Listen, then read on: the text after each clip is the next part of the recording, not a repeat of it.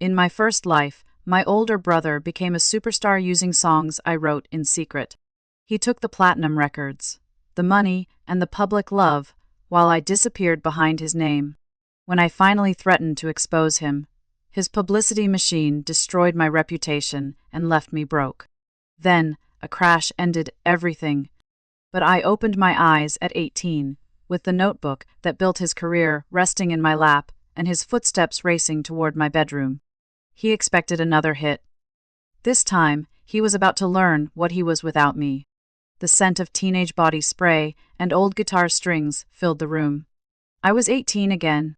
The notebook of future hits sat heavy in my lap. This time, the ink was mine. Sunlight stabbed through the cheap Venetian blinds, carving dusty white lines across my face. The heat was suffocating, the kind of thick, stagnant August air that presses down on your chest and makes it hard to breathe. But it wasn't the heat that had me gasping. It was the absolute, undeniable absence of pain. My hands flew to my ribs. They were intact. No shattered bone protruded through the skin. There was no metallic taste of blood pooling in the back of my throat. My unscarred fingers, calloused only by guitar strings, gripped the edge of a flimsy pressed wood desk. I stared around the room. Faded band posters peeled at the corners. A laundry basket overflowed with concert teas. The digital clock glowed red, August hive hanging me high. Bile rose in my throat, hot and sour. I stumbled backward, my spine striking the edge of the twin bed. 14 years. I had snapped backward across 14 years of history, bypassing the lawsuits, the public humiliation, the empty bank accounts, and the fatal car crash on a slick canyon road. My eyes locked onto the object resting in the center of the desk. A black leather-bound notebook. Its spine was cracked, and its pages were warped from spilled coffee and sweat. I moved toward it as if it were a live explosive. When I opened it, my eyes found the messy scrawl on the first page, Neon Heartbreak. The chords were jotted in the margins. The bridge was circled twice in red ink. This was the song. The exact track that would go viral on early streaming platforms, catch the ear of a major label scout, and launch my brother into the stratosphere of pop rock royalty. In my previous life, I handed this notebook over willingly. I stayed in the basement, adjusting bass lines and writing the follow-up albums while believing his promises that he was protecting me from the spotlight and building an empire for both of us. When that empire was complete, my name appeared nowhere on it. The moment I threatened to tell the truth, his publicity machine branded me a delusional drug, addicted hanger on trying to extort his famous brother. Footsteps pounded up the stairs. Heavy, hurried, familiar. The bedroom door swung open without a knock. Blake stood in the doorway, looking exactly as he had in the early days. He had thick, perfectly tousled blonde hair, and the effortlessly arrogant smirk that passed for charm to the untrained eye. He was wearing a vintage denim jacket he'd stolen from our dad's closet, with a guitar strapped across his back. He looked like a star. He always did. That was the problem. "Evan," he said breathlessly, tapping his knuckles against the doorframe. "Tell me you finished it. The showcase at the Vanguard is tonight. Nolan Mercer is going to be in the crowd. If I do not have an original that kills, I am stuck playing John Mayer covers, and Mercer does not sign cover bands." I only looked at him.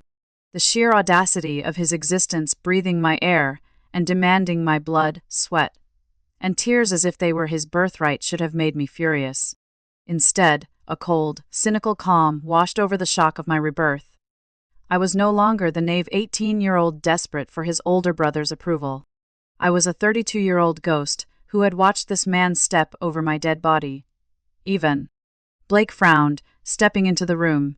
He reached toward the desk. "Is that it? Come on, let me see. I need to memorize the lyrics before soundcheck." His fingers grazed the leather cover. I slammed my hand down on top of the notebook. The crack echoed in the small room. Blake flinched, pulling his hand back. His brows knitted together in genuine confusion. "Whoa, what is your problem? It is not finished," I said. My voice sounded strange to my own ears, lighter, younger, but layered with a gravelly exhaustion that didn't belong to a teenager. "What do you mean it's not finished?" Blake's charm dissolved instantly, replaced by the petulant whine I knew all too well. You said you had the bridge figured out yesterday. You promised. I already told the promoter I was performing an original. I changed my mind. I slid the notebook off the desk and dropped it into the bottom drawer, turning the small cheap key in the lock. I slipped the key into my pocket. It is not ready. Even if it were, you would not be playing it. Blake let out a short, incredulous laugh. He crossed his arms, leaning his weight onto one leg. Very funny. Stop messing around even. This is my career, my entire life, your career, I repeated softly. Right, if Mercer signs me, we both win. You know, I will take care of you. You are the writer, I am the face. It is a partnership. The lie rolled off his tongue so smoothly. He had practiced it. He had probably believed it in some twisted, narcissistic way right up until the moment he decided I was a liability. No, I said, leaning back against the desk, crossing my arms to mirror him. There is no partnership. If you want to impress Nolan Mercer tonight, write your own damn song, Blake. His face flushed red. The entitlement suddenly denied morphed into anger. Are you serious? You are going to ruin the most important night of my life, because you are having a tantrum. I am not ruining anything. I am simply not doing your homework anymore. I pointed toward the door. Sound check is at 5. You should start practicing those John Mayer covers. Blake stared at me, searching my face for the familiar submission he had relied on his entire life. He found nothing but a brick wall. He scoffed, shaking his head. Fine, be a selfish prick. I do not need your depressing lyrics. I will play Summer Fade. Summer Fade, a painfully generic 4-chord track Blake had written when he was 16. It rhymed girl with world 3 times. Knock them dead, I said flatly. He spun on his heel and stormed out, slamming the door so hard the Nirvana posters shuddered on the wall. I stood in the quiet room, listening to his heavy boots stomping down the stairs. I reached into my pocket, my fingers curling tightly around the small metal key. The timeline was broken, and I was going to enjoy watching the pieces fall. The Vanguard was exactly as I remembered it. It was a converted warehouse on the edge of the industrial district that smelled permanently of stale beer, cheap smoke, and desperate ambition. Sticky floors, a sound system that buzzed whenever the bass hit too hard, and a lighting rig that blinded the performers while leaving the crowd in shadow. I stood near the back by the bar, nursing a watered-down soda, watching local acts struggle through 20-minute sets. The air was thick with nervous energy. I didn't have to come. I could have stayed home, locked in my room, securing the copyrights to every hit song I had ever written. But I needed to see this. I needed to witness the exact moment my brother's manufactured destiny struck the wall of reality. Nolan Mercer sat in a VIP booth near the soundboard. The legendary artists and repertoire scout looked bored as he swirled a glass of scotch, his phone glowing in his lap. In the previous timeline, Blake had opened with Neon Heartbreak, and Nolan had immediately put the phone away. By the chorus, Nolan was standing. By the end of the set, the contract was almost inevitable. At 9:30 that evening, the MC tapped the microphone, sending feedback through the venue. All right, up next we have a local favorite. Give it up for Blake Carter. A small burst of applause came mostly from girls Blake had undoubtedly charmed in the parking lot. Blake walked onto the stage. I had to hand it to him. He looked the part. He had the swagger, the effortless grip on the microphone stand, and the brooding gaze out into the darkness. He plugged in his acoustic guitar, adjusted the strap, and leaned into the mic. Hey everyone, this is an original called Summer Fade. He struck the first chord. It was flat, not egregiously terrible, but just dull enough to bleed all the energy out of the room. He started singing. Blake had a good voice, smooth and radio-friendly, but it lacked the grit and emotion that my lyrics demanded. Without my words to carry him, or my complex melodies to elevate his ordinary vocal range, he was just another pretty boy playing a derivative pop song in a dive bar. We walked by the ocean. The sun was so bright. You told me you loved me in the middle of the night. I took a sip of my soda while watching the crowd. The girls in front swayed politely. but the rest of the room returned to their conversations. The clinking of glasses and the hum of chatter began to drown out the acoustic guitar. Blake noticed. I saw the micro-expressions flicker across his face. The tightening of his jaw, the slight widening of his eyes as he realized he had lost the room. He tried to force more volume into his vocals, overcompensating until the high notes strained and cracked. I shifted my gaze to Nolan Mercer. The scout hadn't even looked up from his phone. He was texting, his face bathed in the pale blue light of the screen, completely oblivious to the golden boy dying a slow death on stage. The song dragged on. 4 minutes felt like an eternity. When Blake finally strummed the last chord, the applause was scattered and polite.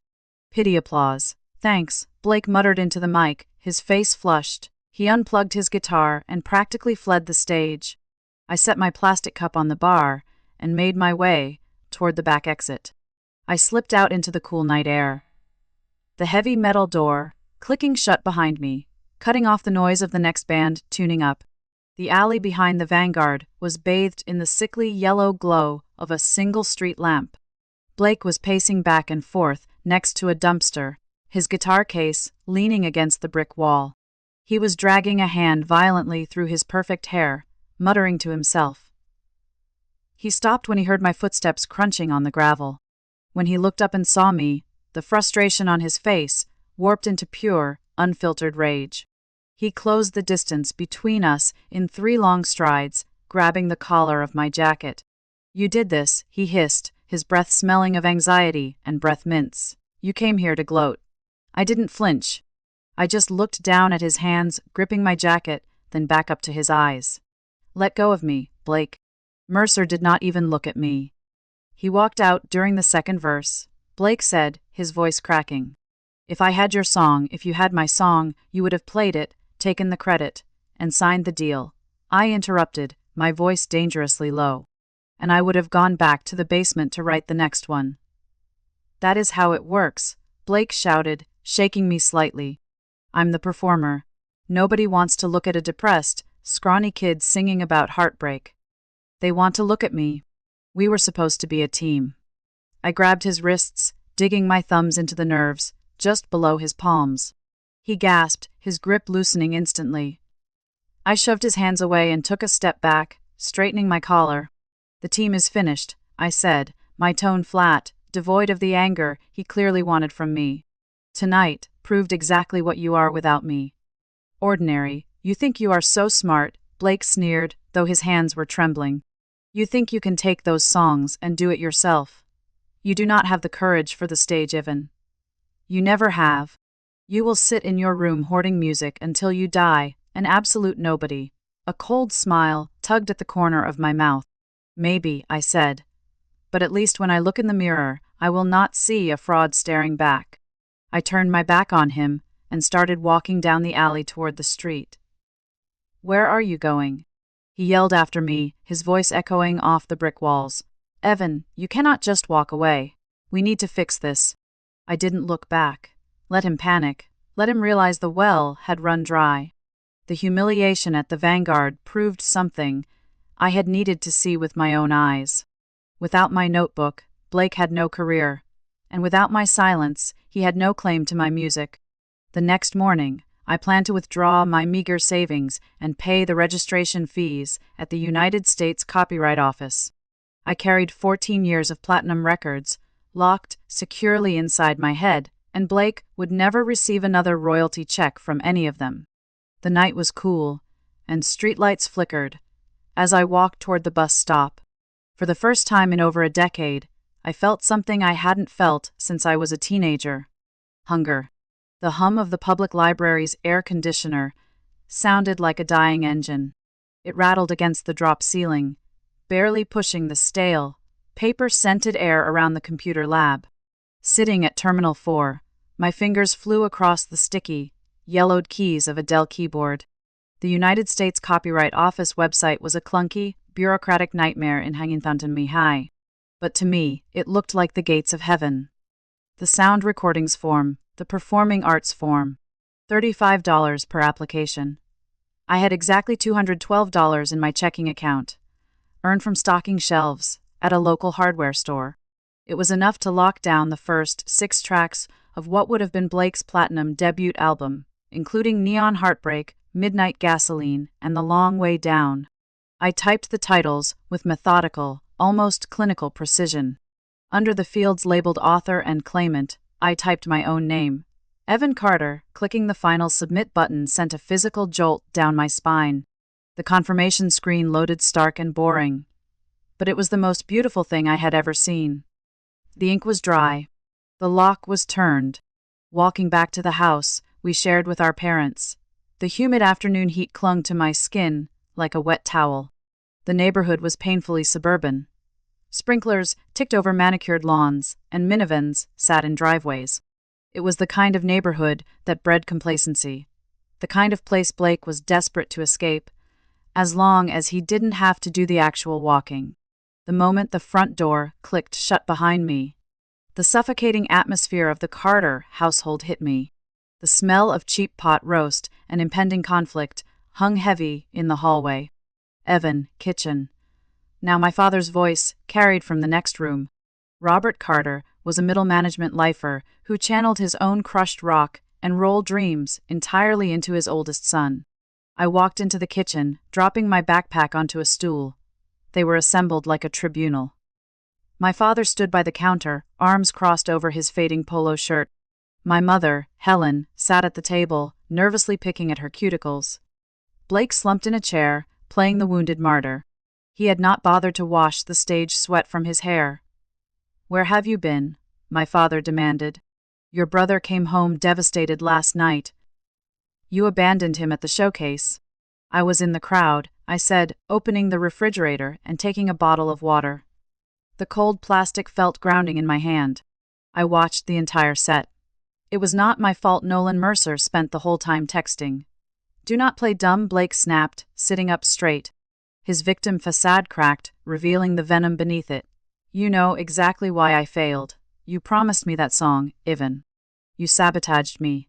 My mother looked up, her eyes pleading. "Evan, honey, why would you do that? You know how important this was to Blake. You boys are supposed to support each other. You write the music, and he sings it. That is how your little band works. Little band." The words scraped against my eardrums. That was how they always framed it. A joint venture, a team effort. But when the royalty checks started rolling in during my first life, Blake bought the Porsche while Robert and Helen enjoyed a newly renovated kitchen. I was given a pat on the back and a damp basement studio to keep churning out the hits. "There is no band," I said, leaning against the refrigerator. I unscrewed the cap of the water bottle. "I write music," he sings. "Those are separate things, and my music is not free anymore." The room went dead silent. The refrigerator motor kicked into overdrive, a low mechanical hum filling the void. "Excuse me." My father took a step forward, his face darkening. "What did you just say?" "You heard me." I took a slow drink, watching the three of them. Their entitlement was palpable. Blake wanted to be a rock star. He wanted the fame, the money, and the adoring fans. That was fine. But he could do the work. I am not his ghostwriter. Ghostwriter, Blake let out a sharp, mocking laugh. "You are 18. You sit in your room and doodle in a notebook. You have zero stage presence. You can't perform. Without me, your songs are just ink on paper. Nobody is ever going to hear them." "Then you have nothing to worry about," I replied, my voice dangerously calm. "If my songs are worthless without you, write your own and show me how it is done, frontman." My father slammed his palm onto the counter, rattling the ceramic mugs. "Enough. I will not allow jealousy to tear apart this family. Evan, you are being selfish. Your brother has a real opportunity here. He has the look and the voice. You have a gift for writing, and God gave you that gift to help your family. You will give him the song." It was not a request. It was an order from a man who saw me only as an accessory to his golden child. In my first life, this exact speech had broken me. Guilt, the desire to please, and desperation for my father's approval had made me hand over the notebook. It had sealed my coffin. I looked at my father. I didn't see an authority figure anymore. I saw a small, sad man living vicariously through a narcissistic son. "No," I said quietly. Robert's face turned a mottled red. What did you say to me? I said no, and there is nothing you can do about it. I tossed the water bottle onto the counter. The songs are registered under my name with the Copyright Office. If Blake performs one of my lyrics on stage or records it without my written permission, I will sue him. Blake's jaw actually dropped. The color drained from his face as the reality of my words hit him. He looked at our father, panic bleeding into his eyes. Dad, can he do that? I already did, I said. I picked up my backpack. The weight of the cheap canvas felt like armor. Dinner smells good, Mom, but I am going to eat in my room. I walked out of the kitchen, leaving them paralyzed in the wreckage of their own expectations. As I climbed the stairs, the silence shattered behind me, replaced by Blake's frantic, high-pitched yelling. I didn't care. The parasite was finally severed from the host, and it was starving. The closet in my bedroom smelled like mothballs and stale sneakers. It was barely 3 feet wide, cramped, and entirely unglamorous.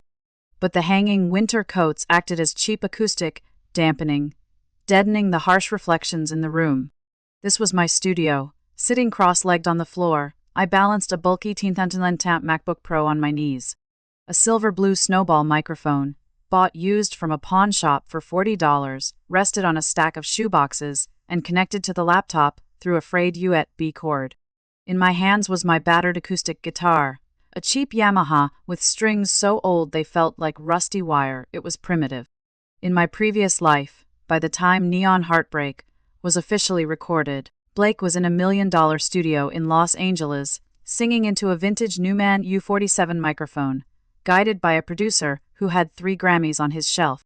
The track had been polished until it blinded you, a shiny, overproduced pop-rock anthem designed for arena tours. But stripped of all that gloss, the song wasn't about arenas. It was about suffocating in a small town and the hollow, metallic taste of betrayal. It was a dark, brooding piece of music that Blake had turned into a party anthem by smiling through the chorus. I wasn't going to smile. I hit the space bar to start recording on GarageBand. A red bar began slowly crawling across the screen. Taking a deep breath, I closed my eyes and struck the opening chords. The Yamaha sounded slightly muddy, lacking the crisp, high end of an expensive Taylor or Martin. But the grit suited the moment. My calloused fingers slid up the fretboard, the steel strings biting into my skin. It was physical, it was real. I leaned toward the silver microphone and opened my mouth. I had never been a singer. Blake was right about that much. My voice didn't have his effortless buttery tone. It was a little rough around the edges, a baritone that cracked slightly when I pushed it too hard. But I didn't have to fake the emotion. I carried a lifetime of resentment from watching my brother steal my life, and from dying alone on a dark canyon road. I poured every ounce of that pain into the vocal take. Neon Heartbreak, flashing in the rain. You sold me out for a ticket on the midnight train. I am sweeping up the glass you left behind, while you are out there pretending you are doing fine. I didn't stop to do multiple takes. I didn't punch in to fix a slightly flat note in the second verse. I played it straight through, letting the raw anger and profound exhaustion bleed into the cheap microphone. When I hit the final fading chord, I let it ring out until the sound completely died in the cramped closet. I hit the space bar to stop the recording. I pulled the laptop out of the closet, set it on my desk, and started playback. It was jarring.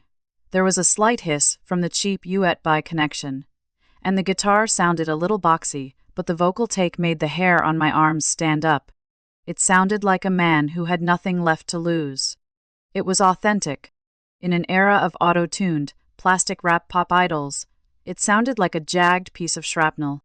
I spent the next 2 hours doing basic equalization, rolling off the muddy frequencies, and adding a touch of digital reverb to give the vocals some space. It wasn't perfect, but it was ready. Opening the web browser, I navigated to SoundCloud. The platform was still in its golden age, a digital frontier where obscure indie tracks could catch fire overnight without major label backing. The page displayed Create Account. I stared at the username field. I could not use Even Carter. My parents would find it. Blake would find it. He'd accuse me of stealing his spotlight. Or worse, my father would try to claim ownership since I lived under his roof. I needed a wall between the music and the boy they thought they knew. My fingers hovered over the keyboard. I thought about the car crash, the coldness, the feeling of waking up in a life that was supposed to be over. I typed the moniker The Spectre. I uploaded the track. For the album artwork, I used a grainy black and white photo I'd taken of a shattered street lamp down the block. Nothing flashy, no face, no name, just the music. The upload completed, I closed the laptop just as the handle to my bedroom door rattled. The cheap brass lock I had installed that morning held firm. Evan. Blake's muffled voice came through the cheap wood. He pounded his fist against the door. Open up. Dad took the keys to my car. He says I have to pay my own insurance now if I'm not bringing in money from the gigs. This is your fault. I leaned back in my desk chair, listening to his pathetic, panicked whining. The golden boy was finally experiencing consequences. Without my songs as leverage, our father had no reason to treat him like royalty. The free ride was ending. Get a job, Blake, I called back, my voice dripping with apathy. You little psycho. You think you can ruin my life and hide in there. He kicked the bottom of the door, sending a loud thud through the room. You are nothing without me. Nobody cares about a songwriter. I did not answer. I watched the closed lid of my laptop. On a server hundreds of miles away, Neon Heartbreak sat in the dark with 0 plays and 0 followers. But it existed. The track was a ghost ship launched into the night. Blake could scream in the hallway and kick the door, but he was fighting a war that was already over. I held the high ground. All I had to do was wait for the world to listen. 2 days later, rain battered the corrugated roof of the hardware store, drowning out the tinny classic rock playing over the public address system. The smell of fertilizer and freshly cut brass keys hung thick in the damp air. Leaning against the checkout counter, my thumbs moved across the cracked screen of my bulky, early-generation smartphone. The browser hung for several agonizing seconds before the page finally refreshed. The orange cloud logo loaded, followed by the play count. 42,000. My breath hitched, catching somewhere near my collarbone. 2 days ago, the number had been 0. Yesterday, it had crept up to 400 after I posted the link on an obscure Reddit forum dedicated to raw acoustic tracks. Now it had exploded. The graph on the screen looked like a sheer cliff face. The comments blurred together in a chaotic stream of timestamps and praise. Who the hell is this? The vocals are insane. Literal goosebumps. I need this on Spotify right now. This sounds like somebody bleeding out over a guitar. Perfection. A popular indie rock blog, Static and Wire, had embedded the track on its homepage that morning beneath the headline The Spectre. The best breakup anthem you have never heard. That was the spark. The internet was doing the rest, acting like a giant bellows and forcing oxygen onto the fire I had started in my closet. Hey kid, customers. Rick, the store manager, tapped a clipboard against the counter, pulling me out of the digital ether. He was a thick-necked man who chewed tobacco and cared about little beyond inventory counts and plumbing supplies. Right. Sorry, I muttered, sliding the phone into the pocket of my canvas apron. I spent the next 3 hours ringing up bags of concrete and boxes of galvanized nails. But my mind was miles away. The ghost ship was not merely floating anymore. It was catching the wind. When my shift ended, the rain had stopped, leaving the asphalt slick beneath the harsh neon lights of the strip mall. Walking the 2 miles home, the heavy humidity felt less oppressive. A strange lightness filled my chest. For the first time in 2 lifetimes, my music was speaking for itself. No flashy frontman. No $1 million publicity campaign. Only a cheap microphone and a broken heart cutting through the noise. The atmosphere inside the Carter household, however, was toxic enough to peel the paint off the walls. Pushing open the front door, the silence was aggressive. Robert sat in his recliner, staring blankly at a muted television. A half-empty glass of bourbon sweating on the side table. Helen was in the kitchen aggressively scrubbing a pan that was already clean. And then there was Blake. He slouched on the living room sofa, staring at the floor. He wore a dark green polo shirt, and a crooked name tag on his chest read Java Junction. The golden boy, stripped of his manufactured aura, had been forced into the trenches of minimum wage. "How was work?" I asked, my voice flat as I unlaced my boots by the door. Blake didn't look up. His hands were clenched into tight fists, resting on his knees. "Shut up, I was only asking a question." "Did you master the foam to milk ratio yet?" I asked, pushing himself off the sofa. He crossed the room, his face twisted in a snarl. He stopped inches from me, the smell of roasted coffee beans and stale sweat radiating off his clothes. "You think this is funny?" he hissed, his voice trembling with a mixture of rage and profound humiliation. "Dad cut off my allowance. He took my car keys. I had to take the bus to a strip mall to pour coffee for middle-aged women who scream at me because their lats are not hot enough." "Sounds like character building," I replied without breaking eye contact. "It is a joke," Blake yelled, gesturing at his uniform. "Look at me. I am an artist, Ivan. I belong on a stage. You stole that from me. You locked your songs in a drawer because you are a petty, jealous loser." My father finally stirred the ice in his glass. "Keep it down, Blake. Your mother has a migraine." "He ruined everything, Dad," Blake shot back, pointing a trembling finger at my chest. "He could fix this now. He could give me the notebook, and we could get back to work." "Tell him." Robert took a slow sip of bourbon. He didn't look at me. The disappointment radiating from him was palpable. But the fight had drained out of him over the last week. The reality that I actually held the legal rights to the music had paralyzed his usual bullying tactics. "Leave him alone, Blake," Robert muttered, staring at the muted TV. "He made his choice. If he wants to throw away this family's future, that's on him. You just focus on saving up for your own demo." Blake stared at our father in disbelief. The realization that his primary enabler had surrendered hit him like a physical blow. He looked back at me, his eyes wide and panicked. The safety net was gone. He was plummeting. "You're going to pay for this," Blake whispered, the threat lacking any real heat.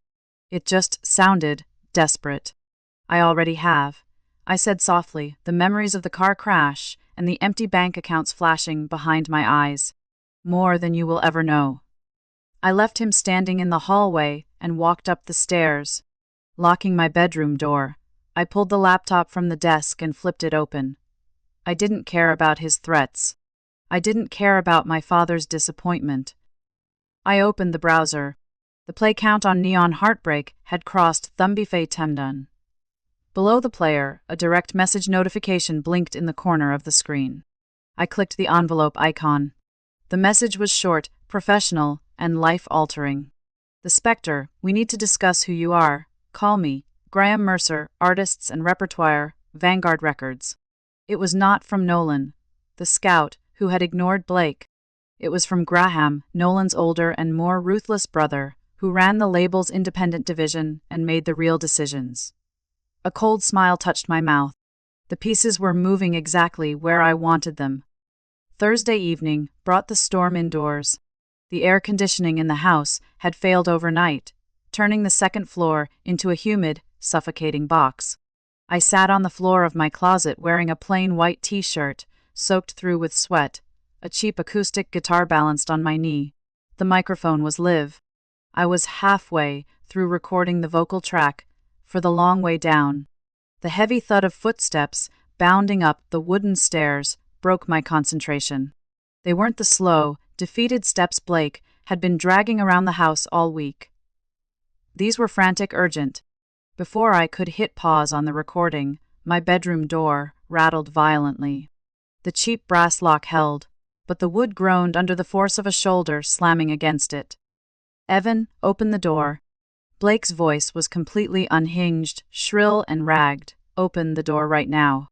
I carefully set the guitar on the carpet, pushed the closet door open, and stepped into the bedroom, my bare feet silent against the floorboards. I unlocked the door and pulled it open just as he was gearing up for another shoulder charge. Blake stumbled forward, catching his balance on the edge of my desk. His face was flushed, his eyes were bloodshot and wide. In his left hand, he was clutching his phone so tightly his knuckles were white. "What is your problem?" I asked, wiping sweat from my forehead. He did not answer. He shoved the phone toward my face. The screen displayed the static and Wire blog. Its bold headline glared back at me, and the orange SoundCloud player beneath it streamed a familiar, raspy acoustic track. My track. I was at the cafe. Blake breathed, his chest heaving, as if he had sprinted the entire 2 miles home. The college kid covering my break was playing this over the speakers. He told me it was the hottest underground track of the month. I looked at the phone, then back at his face. "Okay. Do not play dumb with me," Blake screamed, spittle flying from his lips. He threw the phone onto the bed. "That is Neon Heartbreak. That is my song, the one you were supposed to finish for me. You recorded it yourself." "I did," I said calmly. Blake grabbed the front of my shirt, his fingers digging into my chest. "You stole my life. You recorded my song and hid behind some fake, edgy internet name. You think nobody would notice. You think I would not recognize the lyrics. Let go of my shirt, Blake. Take it down," he demanded, shaking me. "You are going to log into that account and delete it now. That track was supposed to be my debut. You ruined it. You made it sound like garbage." I wrapped one hand around his wrist and applied steady pressure until he released me. Smoothing my shirt, I looked at him with pity and disgust. "It is not your song," I said, my voice dropping into a cold, authoritative register. "It never was. You did not write one note or bleed over one lyric. You wanted to wear it like a designer jacket. The song is finally doing what it was meant to do. It is mine," Blake insisted, his voice cracking. "We are a team. Dad said so. You cannot do this. Grow up." "The world does not care what Dad said." I picked up his phone from the bed and tossed it against his chest. He fumbled to catch it. "The song has 200,000 streams in 5 days. It is registered with the Copyright Office under my name. If you want a hit, write one. But stay away from mine." Blake stared at me, the reality of the situation finally piercing his armor of delusion. The song was a massive success, and his name was nowhere near it. The golden ticket he had banked his entire future on had been cashed by the ghostwriter he kept locked in the basement. "They do not know what you look like," Blake whispered suddenly. The anger drained from his face, replaced by a frantic, sickening calculation. "You have not shown your face," Blake whispered. "The specter is completely anonymous." A chill moved up my spine. I recognized the calculating expression from my first life. Just before he sacrificed me to protect his public image. "Do not even think about it," I warned. "I can be the specter," he said rapidly, grasping at the idea like a frayed rope. "I know the chords and lyrics. I can call it a low-fidelity project. We can approach the label together. I will be the face, just as we planned. Nobody wants to look at you. They want the aesthetic." The sheer audacity of it left me momentarily speechless. He was standing in the rubble of his own laziness, staring at a skyscraper I built, and asking for the keys to the penthouse. "Get out of my room," I said softly. "Evan, be reasonable," I said. "Get out." I stepped forward, closing the distance between us, using my height to force him backward toward the hallway. "You are not taking credit for my blood, and you are not taking my name. If you try to claim that song or put your face on my music, I will release the raw vocal stems. I will take you to court, and I will humiliate you so publicly that you will not even be able to book a cover jig at a dive bar." Blake hit the doorframe, his eyes darting frantically. He was searching for leverage, for the submissive brother he had bullied for 18 years. He found a stranger. "You are dead to me," Blake spat, his face pale. "I was always dead to you," I replied, grabbing the door handle. "You only liked what I left behind." I slammed the door in his face, the sound echoing through the stifling house. I returned to the desk, opened the laptop, and found Graham Mercer's email still glowing on the screen. I hit reply. "I am available tomorrow at noon. Name the place." I signed it, The Spectre. The war in the house was over. The war for the Empire had just begun. Glass and steel dominated the downtown skyline, a stark contrast to the crumbling asphalt and dying strip malls of my neighborhood. Vanguard Records occupied the top 4 floors of a towering monolith, that looked more like a bank than a cradle of art. Stepping out of the elevator onto the 42nd floor. The air conditioning hit me like a physical wall. It was sterile, expensive, the kind of atmosphere designed to make hungry musicians feel incredibly small. Reception was a minimalist nightmare of white marble and uncomfortable leather chairs. A woman wearing a headset and a $1,000 blazer barely glanced up when I approached the desk. "Name?" she asked, her voice entirely devoid of inflection. "Evan Carter, I am here to see Mr. Mercer." She typed something into her keyboard, frowned, and finally looked at me. I was wearing a faded black t-shirt, dark jeans, and boots that had seen too many shifts at the hardware store. I didn't look like a pop star. I looked like the person hired to repair the plumbing. "Mr. Mercer is expecting someone called." She paused, clearly reading the screen with mild distaste. "The Spectre, that is me."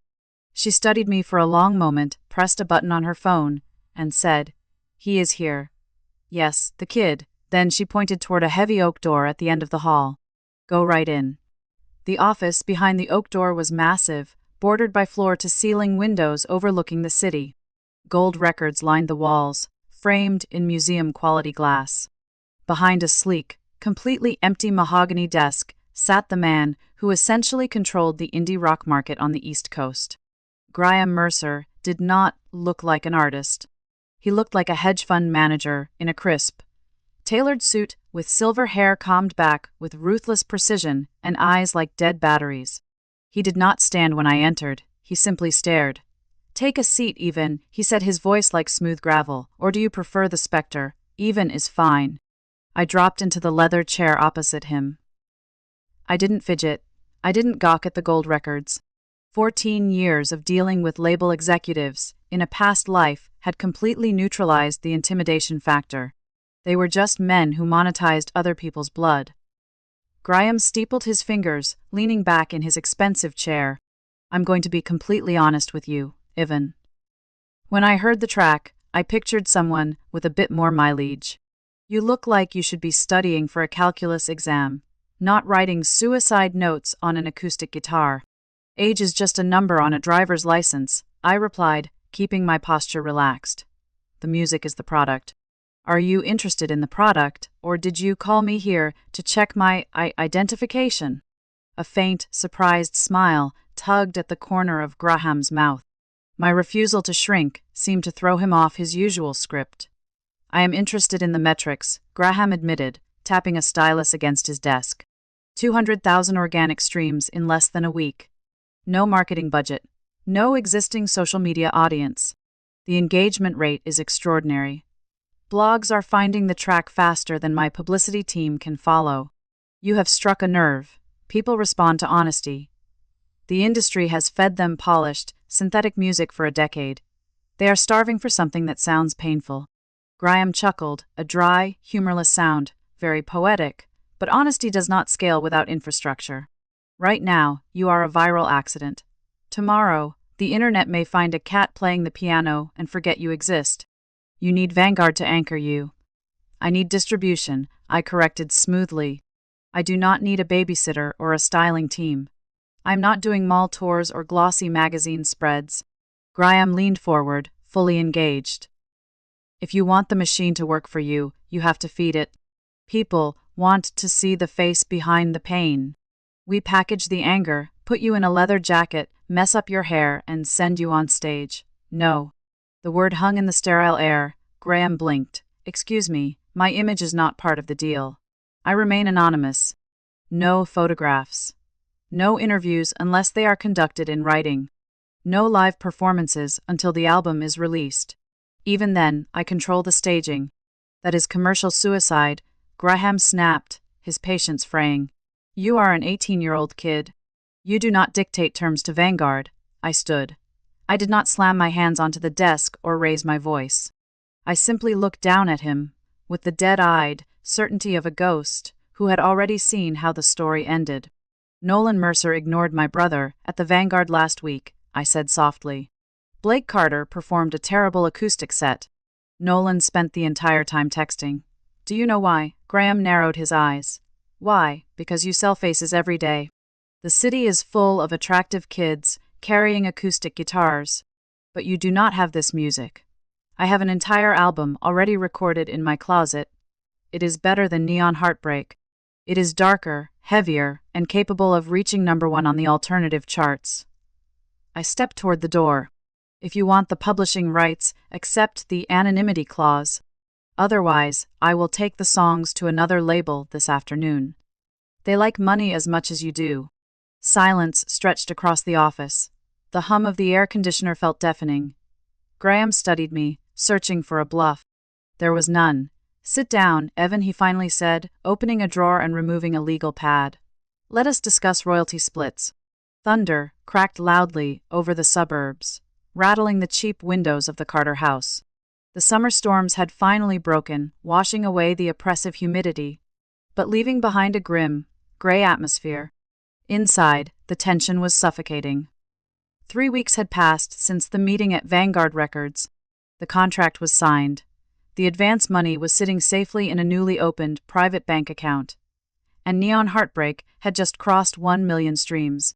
Sitting at the kitchen table, with a cup of black coffee, I watched rain lash against the glass. The house was quiet, too quiet. My father was at work. My mother was running errands. And Blake was a ghost in his own home. He had quit the coffee shop after 3 days and rarely left his room. My laptop chimed with a message from the label's publicity liaison. Check YouTube, search your brother's name. A cold knot formed in my stomach. I opened a new tab and typed Blake Carter into the search bar. The top result was a video uploaded 4 hours earlier.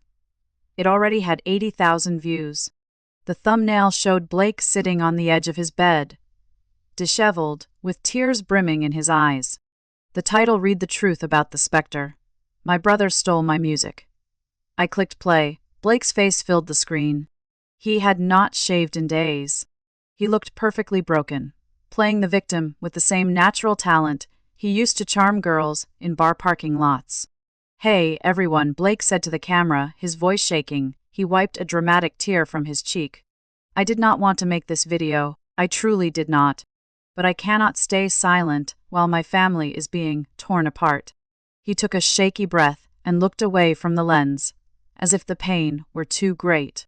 It was a master class in emotional manipulation. Many of you have listened to Neon Heartbreak by an artist calling himself the Spectre, Blake continued, lowering his voice to a somber whisper. That song is deeply personal. It's about a betrayal that tore my life apart.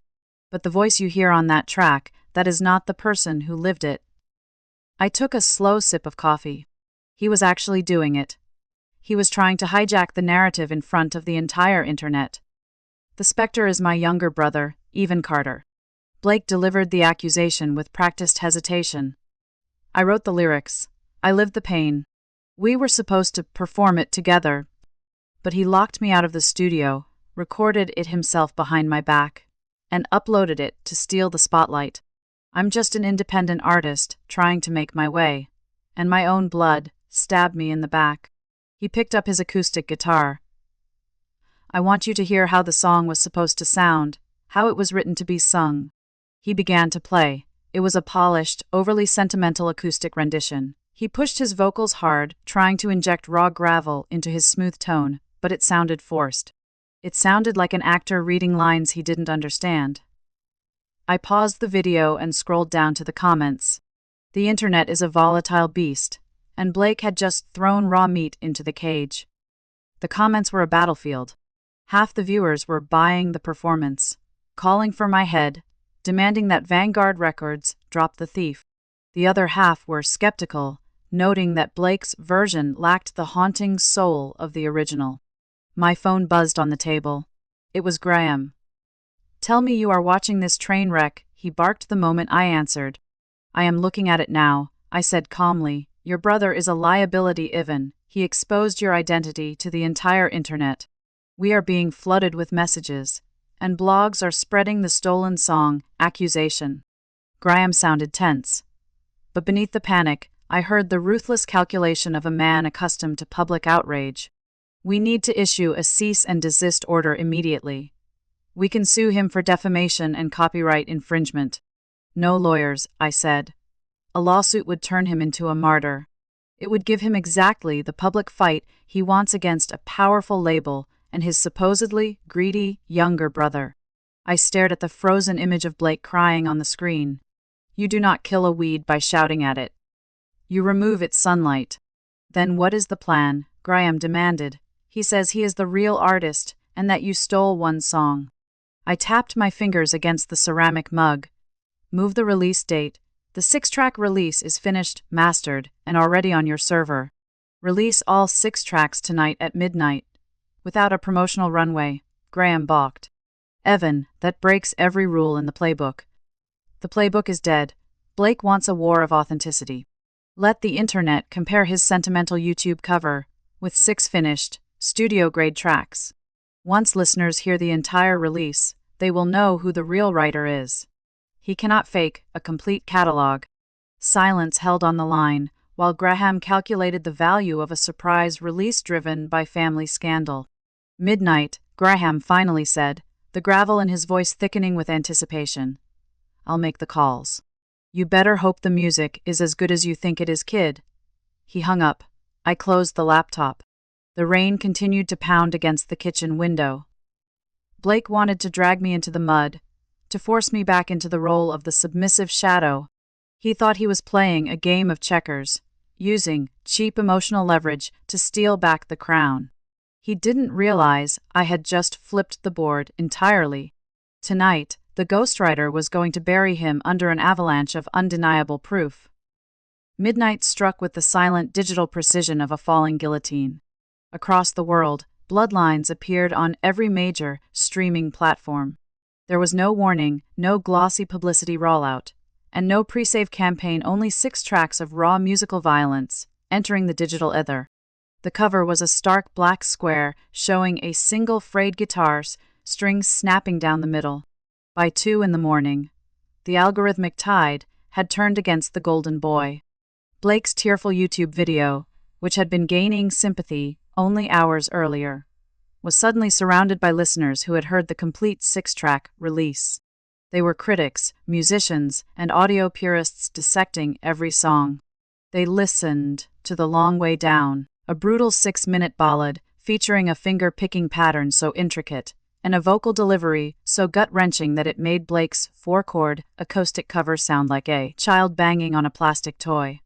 The comment section under his video morphed into a brutal digital firing squad. The comments beneath Blake's video became merciless. You could not write the bridge on track 4 in 100 years. Track 3 is literally about you trying to steal his work. You exposed yourself, take the video down. By sunrise, thick summer light had reached my bedroom windows. Cardboard boxes in black trash bags littered my bedroom floor. Packing didn't take long. 18 years of existence fit neatly into 2 canvas duffel bags and a hard-shell guitar case. I didn't own much, but what I had was finally legally and permanently mine. Zipping the last bag shut, I felt the heavy silence of the house pressed against my eardrums. I hoisted the bags onto my shoulders, grabbed the neck of my guitar case, and walked out of the cramped room for the last time. Downstairs, the kitchen felt like a wake. Robert sat at the head of the table staring blindly at a printed copy of a music blog article resting next to his untouched coffee. The headlines screamed in bold black ink. The Spectre drops a masterpiece, 6-track release silences stolen song claims. Helen stood by the sink, twisting a damp dish towel between her hands, her eyes red and swollen. Blake sat on the living room sofa, the same clothes he had worn in his video. He looked like a hollowed-out shell, staring blankly at his phone screen as the dislike ratio on his upload climbed into the tens of thousands. His manufactured empire hadn't just crumbled.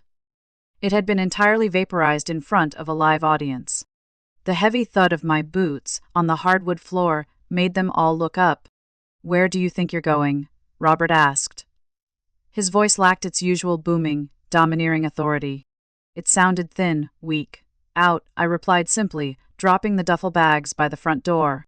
"A car is picking me up in 5 minutes. Vanguard set up an apartment for me in the city." Blake finally looked up from his screen. The venom had vanished from Blake's eyes, replaced by a hollow realization. He had wagered everything on a desperate bluff, and the house had called it. "They are laughing at me," he whispered. "Everyone is calling me a fraud." "They are calling you exactly what you are," I said, leaning my guitar case against the wall. Helen choked back a sob. "Evan, please. He is your brother. He made a terrible mistake. You have the contract and the money. Could you release a statement and call it a misunderstanding?" "He will never be signed otherwise." Even after watching his lie collapse, they expected me to sacrifice myself for him. In my first life, I would have apologized and returned to the shadows. "No," I said. He dug the grave and turned on the camera. "He can lie in it." Robert stood so quickly that his chair scraped across the floor. "You selfish prick. You are abandoning your family over a few songs." "I am abandoning a parasite," I replied in a cold, controlled voice. I pointed at Blake. He had his chance to earn his place. He chose to steal mine again. There are no more free rides. A car horn sounded from the driveway. A sleek black town car waited at the curb with a Vanguard placard visible in the windshield. I grabbed my duffel bags and opened the front door. The humid summer air washed over my face, smelling of hot asphalt and impending rain. It was the scent of absolute freedom. "Evan," Blake yelled, stumbling off the couch, desperation finally breaking through his paralysis. "Wait, we can fix this." Turning back one last time, I looked at the golden boy standing in the doorway of a suburban house he would likely never leave. "There is nothing left to fix, Blake. Enjoy the silence." I walked down the driveway, threw my bags into the trunk, and slid into the leather backseat. As the car pulled away, leaving the manicured lawns and the suffocating history behind, I didn't look out the rear window. The ghost was dead. The specter was finally breathing.